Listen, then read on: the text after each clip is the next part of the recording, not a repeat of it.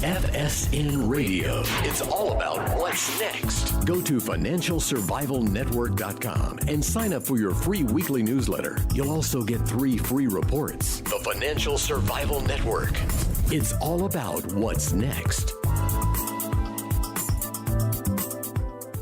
Welcome. You are listening to the Financial Survival Network. I'm Kerry Lutz. Today is February 27th, 2017. So one of the things in life is, how do you find happiness and how do you stay happy?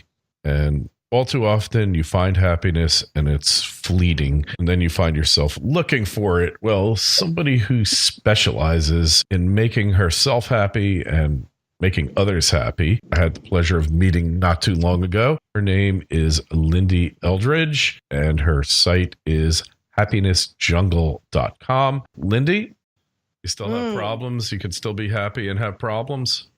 We all have problems. We all have challenges. We have personal problems.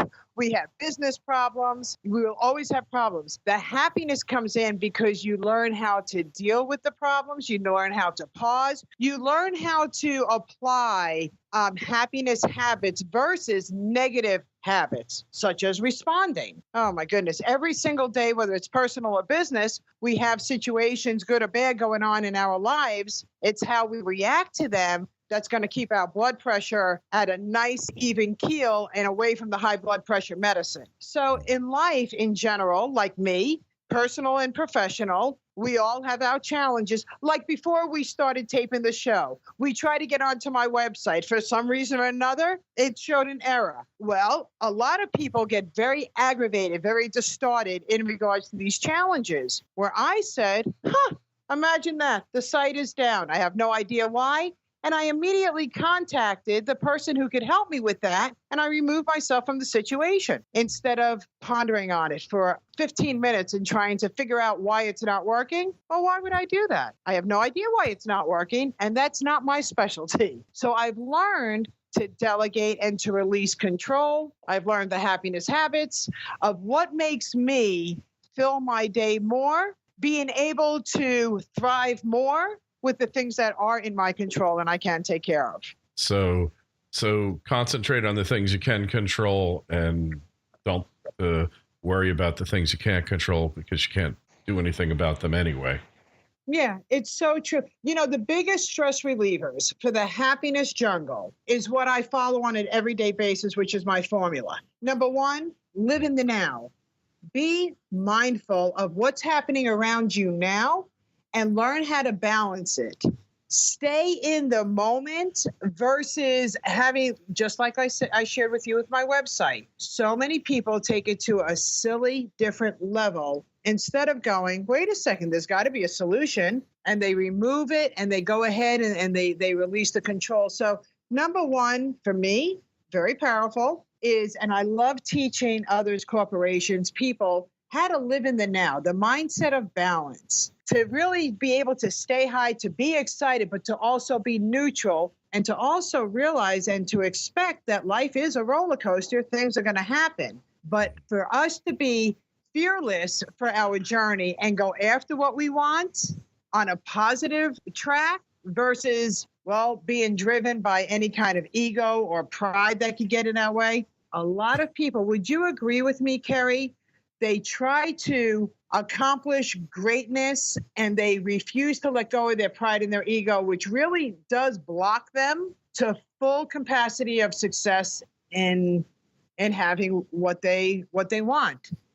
Yeah, well, ego is, as somebody once told me, is not your amigo. I like that. Ego is not your amigo. Yeah. The other part of the formula is your blueprint. What is it that you want? What is it that you want at the end of the mind? What is your vision? You know, when I started the Happiness Jungle, it was about a year ago, and I had a vision that I knew I wanted to help people thrive in a less stressful situation. The Happiness Jungle is where all happy people come to get de-stressed. I don't work with depressed people or companies. I work with companies and people that want to thrive more. So the first thing that we want to do is make sure that your blueprint is sketched out the way you really want it to be sketched out, and that you understand what's involved in your blueprint. So when I was sketching out the Happiness Jungle blueprint, I knew exactly the mantra that I wanted to set forth and what I knew to have it derived to where it needs to go. And then everything else is following. Right. So, Being organized is part of it. Time management is a very big part of it. Having gratitude and forgiveness. And one of the biggest things that you could do for yourself is before you end your day is to give yourself a kiss goodnight out of the things that you've accomplished versus the things that weren't accomplished. I mean, we could really get depressed on what we don't do, or we could pat ourselves on the back and say, wow, look at what we did accomplish, even if it was one thing that day. Yeah. So end in mind is powerful. Whether you're in sales, love what you're selling, be a product of your product. Whether you're a service, love what you're serving. If you're investing, know right away that whenever you're investing, there's always going to be, without a shadow of a doubt, there's going to be the high and the low. Where are you setting yourself up for? If you know you're investing and you know that there's a chance of loss, then be okay with that, because if and when it happens, you need to be better with solutions versus griping over what you lost. Yeah. Because I really do know for a fact that for every challenge, there's a solution. And when you could come up with the solution and you have a team of people that are like-minded, everything changes.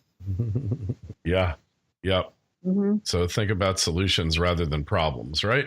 100%. As soon as anything, the biggest thing, I love going into, whether it's corporations or helping people personally thrive in their business, I love going in and watching, first of all, how do they all work together? You know, how do they handle the challenges that happen? And as I'm watching all of this, I'm also thinking to myself, I'm like a ticker tape. I'm also thinking to myself, wow, if they could only just change that a little bit, just a little bit. So then I go in and I help companies tweak where they're having their challenges, becoming more solution-fied, and the company is finding a larger number at the end of the day, a greater, happier number, because everything now is, it's like I've oiled the machine. I've oiled the machine all the way from the CEO all the way down, and everybody is looking at one another with a whole different glimmer of hope. Right. So the happier your workers are, the happier your employees are, the happier you are, the better the company's going to do? Yes. Is that a proven fact? I mean, are there studies on this? There are studies on that, 100%. I have worked for a company where the higher management, not necessarily the CEO a lot of times is not even on the premises. So who do you have that is coasting your company, is what I like to say. Who do you have? I have worked for people in the past that were horrific to work for. They were abusive. And yet the CEO or the higher end, they never knew. And what was happening is that people were dreading coming to work. They were getting sick. They were calling in sick, versus the management or the CEO that walks in every morning and says, "Good morning, Lyn-Dee. It's so nice to see you this morning. I hope you have a great day." Yeah. It's completely a different mind switch. When you have happy employees, here's what happens. Everybody has challenges, personal and professionally. If they come to work and they're happier, number one, they want to be there, which means they're not going to call in sick so much. Number two, they're going to go home and their personal life will probably be happier. So can you imagine what you have done internally just because we were able to go in and change a little bit of the emotions that were literally festered into a company, and now we're changing it to a happier environment? Let's take a company, for instance, Zappos. Yeah. Zappos is one of the most happiest places you could work. It's one of the most happiest places a consumer can deal with, no matter what. I have never heard no come out of their mouth. They have incorporated the happiness mantra so beautifully that now other companies are modeling that.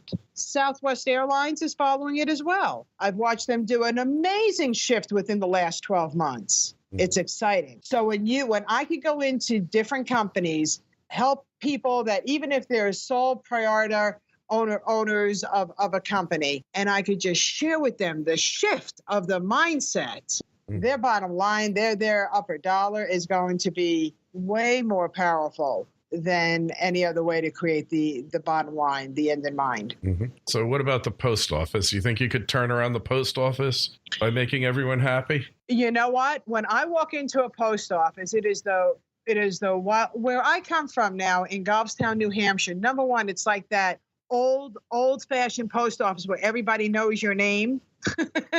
But no matter what post office you go into, they are doom and gloom. All you can do, you can't take responsibility and say, I can change everybody. All you could do is walk in and go, I have a solution to help everybody be happy. And if you would like to gravitate towards it, I bet we could change our days. But when you say, can you make people happy? You can't make anybody happy. Mm-hmm.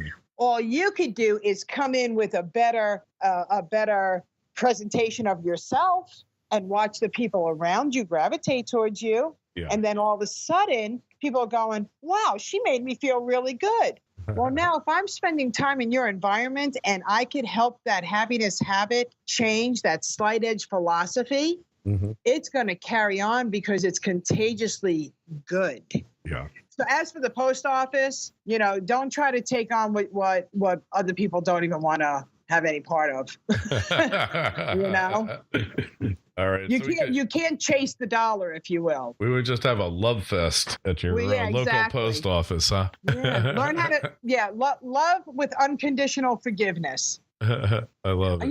You know what's really wonderful is now when you talk about the post office, we'll use that as the example. When I walk into the post office to do business, to buy stamps, to send out a package, and they're doom and gloom, I look at the carrier and I say to them, I cannot believe this is truly you. I think that you're just having a rough day. Mm-hmm. Would you agree with that? Or are you really just this sad? Yeah. Or mean or arrogant or whatever. And they look at me and they're like, no. For instance, Comcast came to my mother's condo the other day. The gentleman who came was as depressed and nasty as one could be. I was just very shocked by this. And mm-hmm. when he came in, of course, I said hello. I offered him a drink, and he was just he let his morning and his other stops before my mother's interfere with his happiness for the day. And when he came in and I said to him, are you okay? Mm-hmm. And he looked at me, he goes, no, I've had a really crappy day. He just bluntly said it. And I looked at him and I said, can I help you change that? And I said, because whatever happened on the outside of my mother's door should not have been brought in here. Would you agree with that? We're not the people that created that for you. And he looked at me, he goes, you're right. And I said, yeah, so leave that crap outside and let's start over again. Yeah. And I said, because I really believe that you're a nice person. And he looked at me, he says, I am a nice person. And I said, I knew that. And his whole demeanor changed. So why not give people the benefit of the doubt that you understand that things do go on, and also give them the permission to go, oh, my God, thank you so much for bringing that out. I didn't even realize that was me. And God, I do feel better. I will take that ice cold glass of water. Help people get refreshed. That's what I do the best. I hit refresh button on them. Yeah. Okay. So how do we get the Congress to behave properly here? Again, how do we make? We don't make. You know what? Stress Congress, and I don't talk politics because I think it's one of the most stressful things that we could do. We're not talking politics here. We're talking changing things here for the better. Right. Well, tell them that they need to speak to Lyn-Dee Eldridge. Tell them that they need to have Lyn-Dee Eldridge in their office. We'll tell them, okay? Next time I see them, the next time I'm in D.C., I'm going to let them know, Lyn-Dee. That's right. You let them know. There's a lady that you all need to meet because your attitudes are horrendous. You're not thinking clearly. You got ego and pride going on. Ego and pride, they have no place for here. Ego and pride, those are the worst two things that you could have while you're trying to be happy. You can't. That's right. You can't. They're playing tug of war. You're in the middle. You wanting to be happy. You got ego on one side. You got pride on the other side. And they're tugging at one another. And you expect to be happy? Oh, no. Yeah, no, definitely not. So what are three things that anybody could do today to make themselves feel happier? Make yourself feel happier, Lyn-Dee. I want them to take, first of all, a very deep breath and pause. Mm-hmm. I want them to think of anything that right now, if they have something that is challenging them, ask them, is there anything that I could do about it right now? And if the answer is no, take another deep breath and go, I'm going to put it on the side. What is it that I can work on right now? And pick and choose, because time management is the key to happiness. And start spending your time with things that are going to make you feel self-worth instead of selfless. I like Powerful. that. Okay. Very powerful. Emotionally, be proactive. Know what you want end in mind, and realize that there's going to be the roller coaster ride, and understand balance. Mm-hmm. Staying neutral. Don't be too high. Don't be too low. Again, ego, pride, leave them. You know what? Throw them out. Get rid of them, because they're not going to serve you at all in your entire life, no matter what it is that you do. Nope. Because what happens when you throw out ego and pride is that now you allow in unconditional forgiveness. And that's of yourself as much as anyone else, right? Yes, yes. And then, there's just so many little mechanics to it. And then what I would recommend is for you to call me, and let's have at least a 30-minute free consultation so I could help you understand how to incorporate happiness, so you could have what you want in life, and you could have all the successors in the world. Yeah. Yeah, well, makes a lot of sense. So, Lyn-Dee, people want to find out more about you, connect with you, and just get happier. What do they do? You could contact me. You could email me, Lyn-Dee, LYN-DEE @happinessjungle.com. And in the subject matter, let me know that you're a listener of Kerry's show and that you would love to share a little bit of happiness with me. I would enjoy that. That's the best way. Or you could call me direct, 603-660-6010. All right. And we will, of course, have a link to Lyn-Dee's website in the show notes to this interview on financialsurvivalnetwork.com. Any questions or comments, send me an email at kl@kerrylutz.com. That's kl@kerrylutz.com. Our Twitter feed is @KerryLutz. Our website is financialsurvivalnetwork.com. The Facebook page is Financial Survival Network. Lyn-Dee, it's been a total pleasure. Really appreciate your coming on, and best of luck to you and much happiness. Thank you so much, Kerry. You brought me happiness today. I'm glad that we shared some time together. FSN Radio. It's all about what's next. Go to financialsurvivalnetwork.com and sign up for your free weekly newsletter. You'll also get 3 free reports. The Financial Survival Network. It's all about what's next.